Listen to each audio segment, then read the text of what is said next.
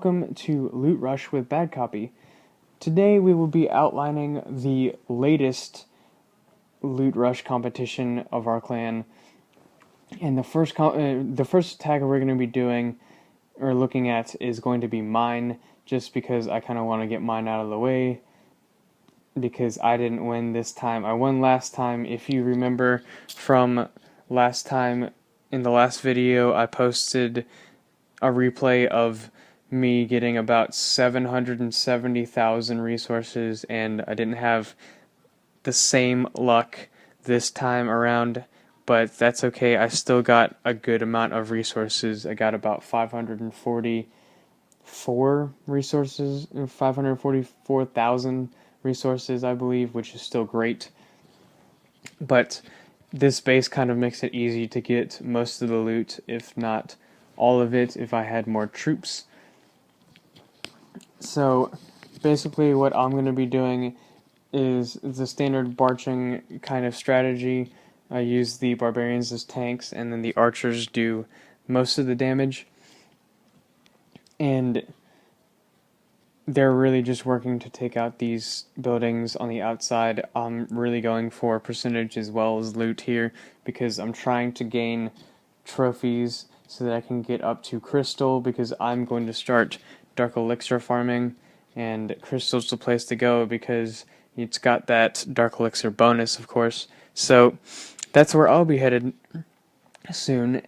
So I'm really trying to get 50% on this base as well, and it's not going to be too hard because all of the buildings are kind of in like little groups, so it's not that hard to get percentage on this base.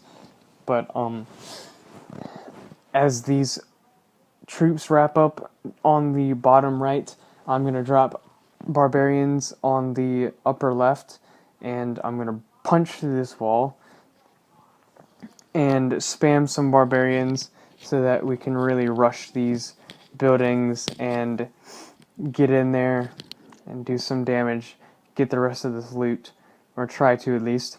I don't get all of it, of course, because there's storages in other compartments, and I don't have enough troops to really go after those. So as this replay wraps up, I just kind of let my archers go, because there's not really that much elixir left that's worth going for. But that was my raid. The next raid is going to be by Tony Lamario, and he says thanks for the wizards in his little description of his replay, and we will see why in a second. He tests right there for clan castle troops, and there are none, so it makes this base a whole lot easier to attack. He 3-stars this, and he does it kind of in an interesting way. Really, he doesn't really use a farming composition. He's using a lot of giants, and he's using archers. And yes, that's kind of farming. It's not really expensive to make these troops, but we will see why in a second. It's more of a hybrid kind of army than a farming army or a trophy army.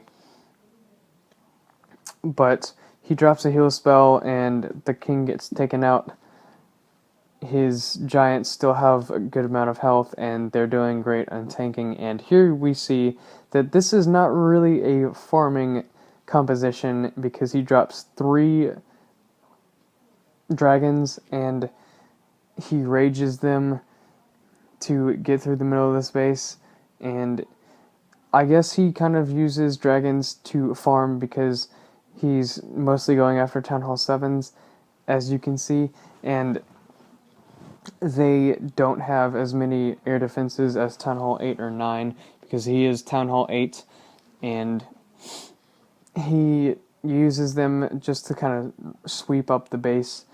And honestly, there's not much better you could have done on this attack, because he does do this attack very well. His giants are kind of stuck behind a wall, but they break through eventually, and he drops his clan castle, which, as you can see, has 3 wizards in it, and that's what he's talking about by thank you for the wizards, because they're really doing a bunch of damage on this base and really helping to wrap it up real quick. But as this base is coming to a close, you can see the time's ticking and the troops look like they won't have enough time to finish it, but as we know, they do, because he does get 3 stars, as we can see. And it is for 42 trophies, which is really great, and I think that was a revenge attack, so that makes more sense. Our next attack will be the winner's raid, and the winner was Fisapa this time around. Right off the bat, we can see this is a very underdeveloped Town Hall 9, and he's using the Giants plus Goblins composition, and I love this composition.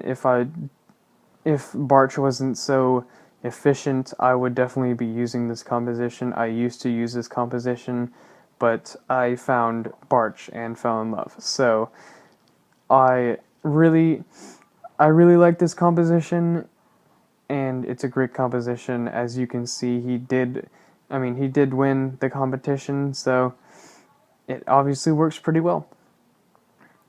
But he's just working around the base, trying to get as many buildings as possible with these goblins and giants. And he's just kind of working around the outside to do as much damage as possible.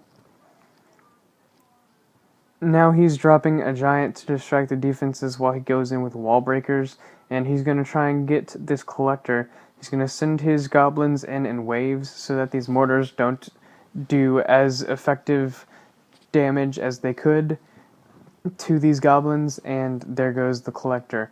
And now he's going to switch down to this collector inside the walls behind this cannon. He's going to drop a giant, and then he's going to spam some wall breakers to get through these walls and keep trucking to get these resources. And he's going to, I think he runs out of giants here because he doesn't drop any more to tank for these goblins, so he's just going to kind of send in these goblins in waves and hope that he can get the rest of the loot out of this collector. And I think he runs out of goblins here, and so he drops some archers on the top, or not on the top, but on the right, excuse me, and they're going to try and get as much percentage on this base as possible. But as this wraps up, thank you guys for watching.